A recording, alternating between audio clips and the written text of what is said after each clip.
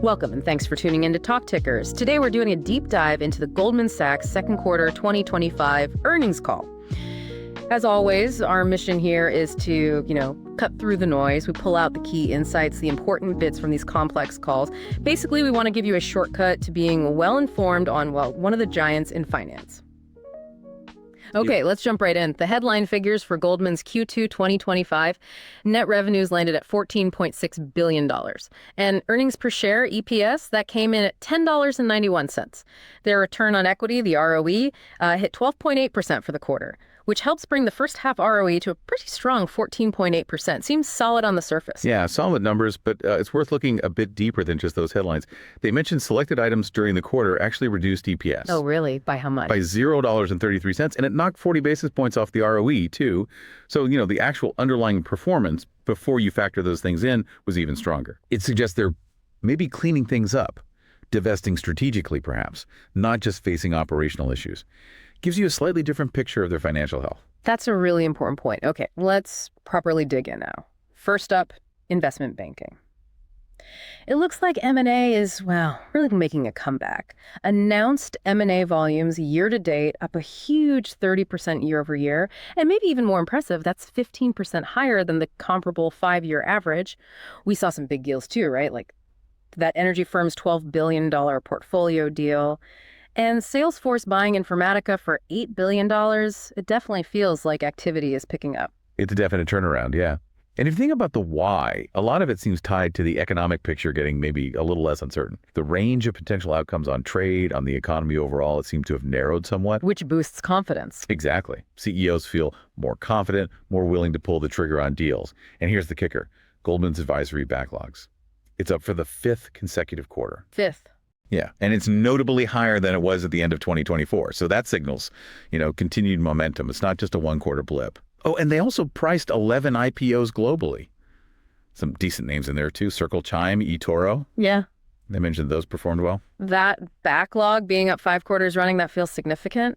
But, given everything going on globally, geopolitics and all that, how sustainable is the CEO confidence? Are we maybe just seeing a temporary peak? That's the million-dollar question, isn't it? Look, geopolitical risk is always there. It's a constant factor. But the core drivers here, a clearer economic path, the need for companies to position themselves strategically, especially with tech changing so fast, those feel a bit more fundamental. So maybe longer-term bets? Possibly, yes. CEOs seem to be making longer-term strategic moves, not just quick flips. It might suggest this M&A cycle has more legs than some people think. Okay, let's shift gears a bit. A really key strategic area for them seems to be financing. They highlighted record revenues in both fixed income financing and equities financing. Total financing revenues hit a new record, $2.8 billion. And get this, it's the 6th consecutive quarter they've set a record there. 6th, yeah, that's consistency. And these financing revenues, they're now over a third of their total FICC and equities revenues. That feels like a deliberate shift. Oh, absolutely deliberate. This isn't happening by accident. It's the result of executing over multiple years on their stated priorities, driving financing growth, prudently maximizing wallet share. Deeper relationships. Exactly. Deepening those client relationships. Think about this statistic they shared.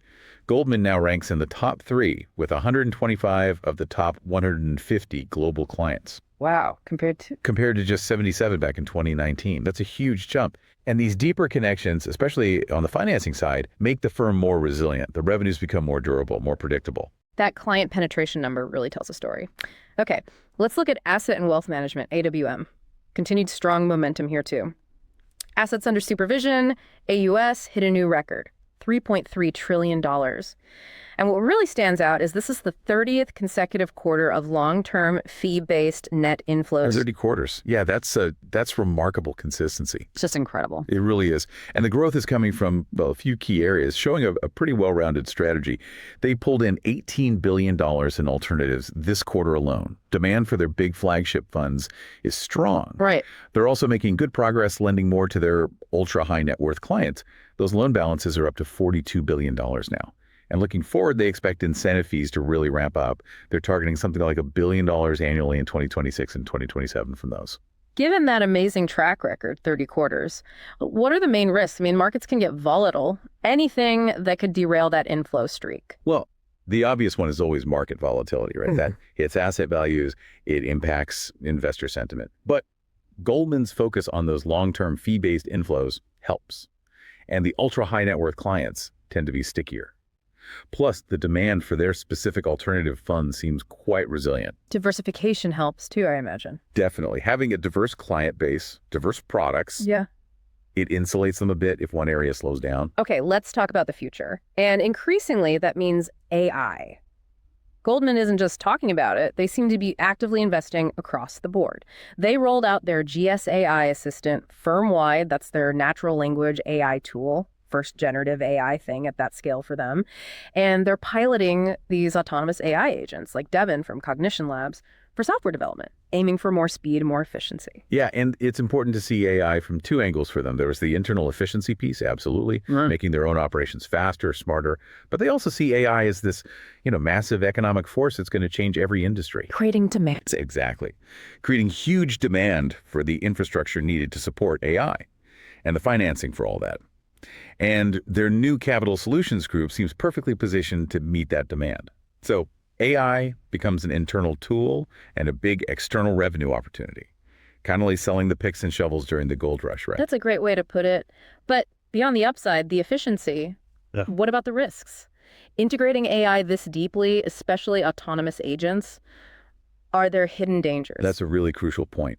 Efficiency is great, but you've got risks. Data privacy is a big one. Algorithmic bias is another potential issue. And just the sheer complexity of managing and updating these systems, especially at scale in finance. Plus, integrating them without breaking things. Precisely. You can't disrupt the existing mission-critical stuff. It's a balancing act. Innovate, but safeguard everything. Reputation, systems, client data, it's tricky. Let's switch over to capital management shareholder returns. Some significant news here. The board approved a big dividend hike, 33% increase, up to $4 per share quarterly starting Q3. That definitely signals management's confidence in the firm's durability, doesn't it? It certainly does. A 33% hike is substantial. And they also mentioned that ongoing multi-year share buyback program up to $40 billion. Strong commitment to returning capital. And the context here is important. This comes right after they saw a big improvement in their CCR stress test results. Their stress capital buffer, the SCB, dropped to 3.4%. Which basically means they have more capital flexibility, more regulatory room to maneuver, deploy capital, invest in their businesses, support clients.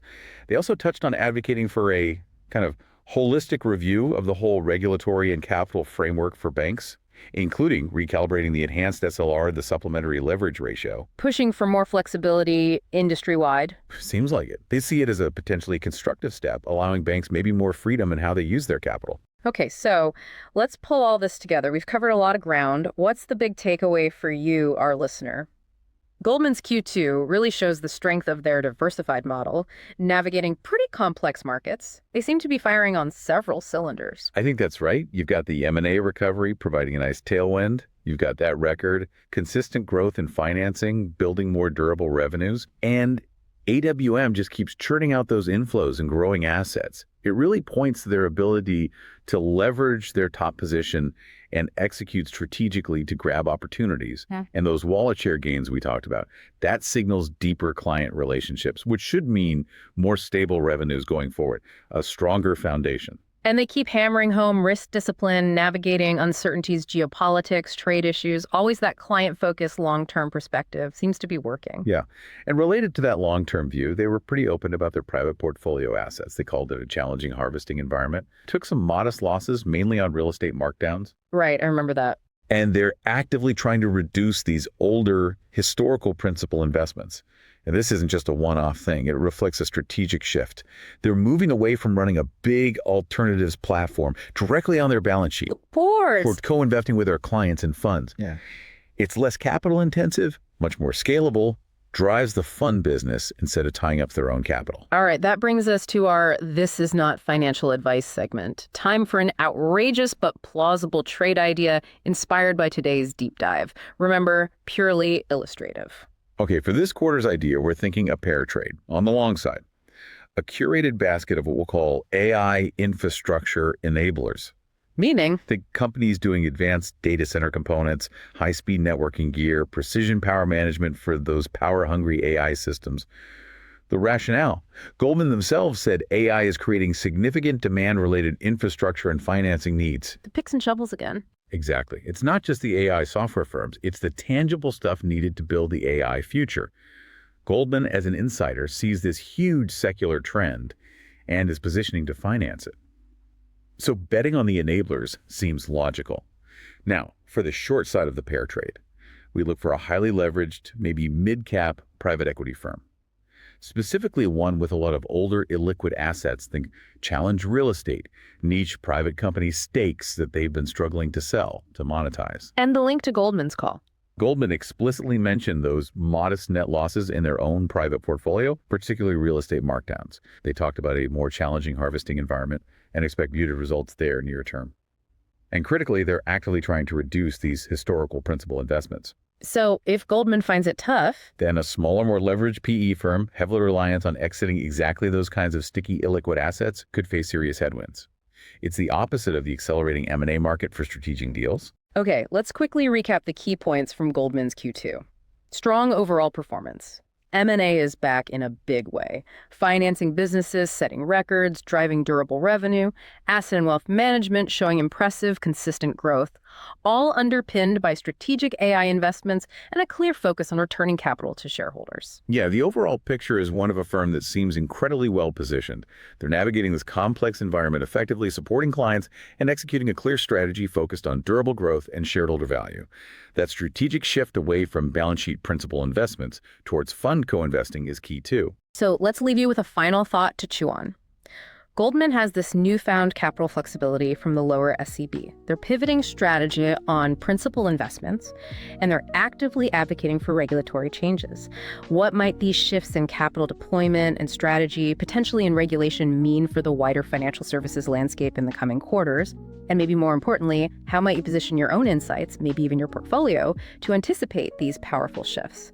Thank you for joining us for this deep dive on TalkTickers. And as always, we encourage you to continue your own independent research.